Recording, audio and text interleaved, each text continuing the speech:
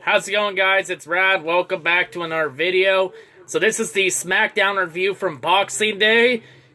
You know, the last Smackdown of 2017. So let's get it started here.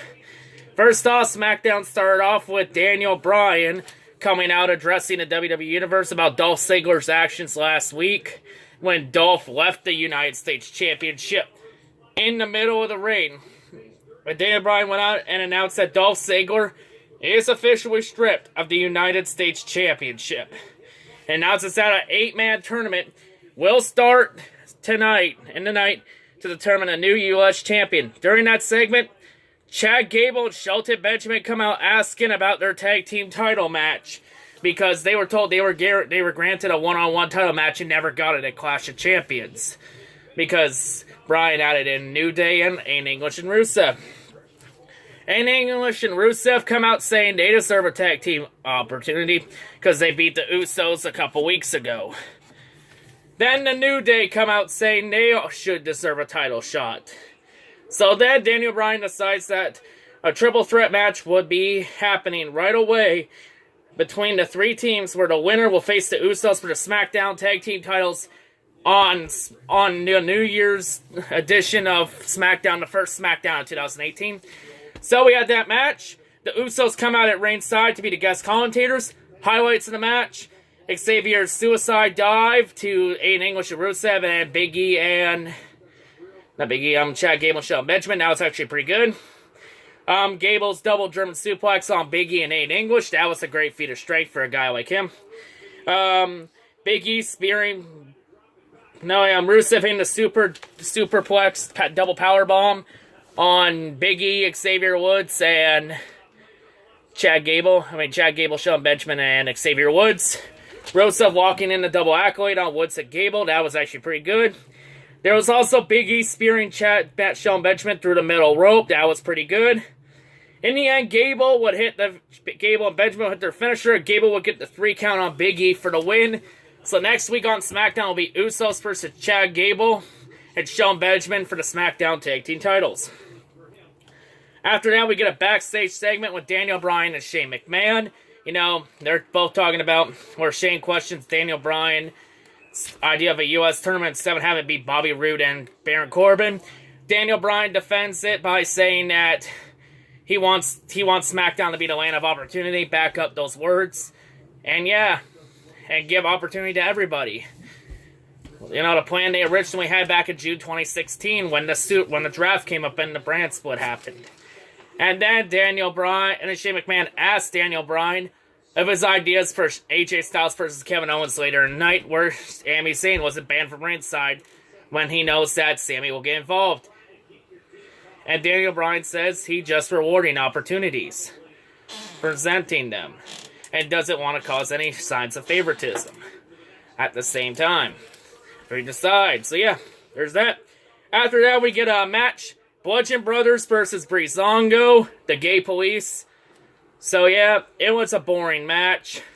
Bludgeon Brothers, Eric Rowan and Luke Harper, and squash them easily. Then the Ascension come out, attack Harper, forcing the DQ.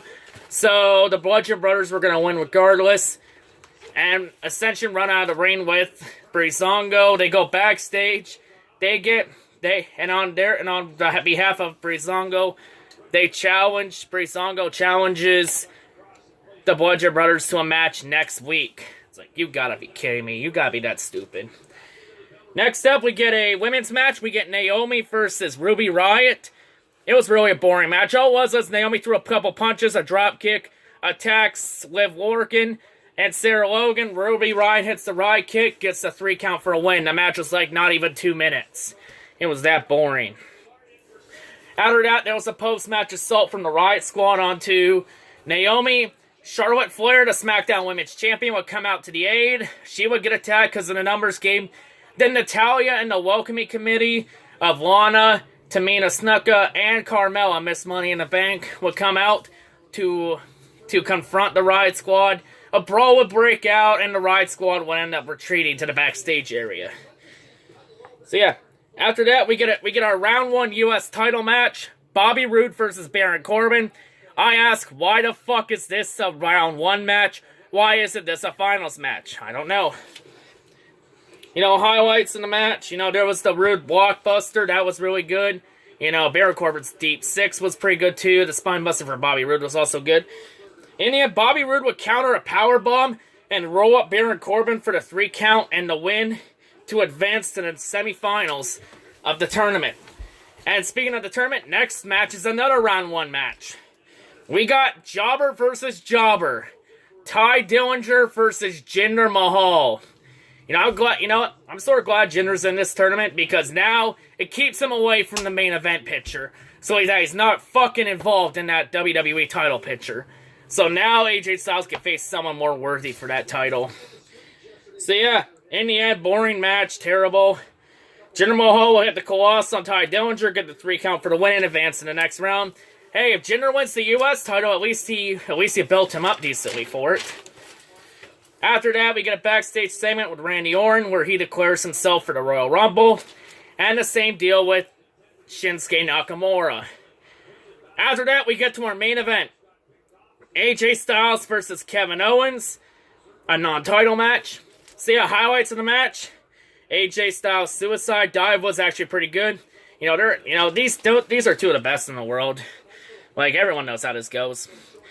In the end, near the end, Sami Zayn will get involved in the match, interfere, get on the apron.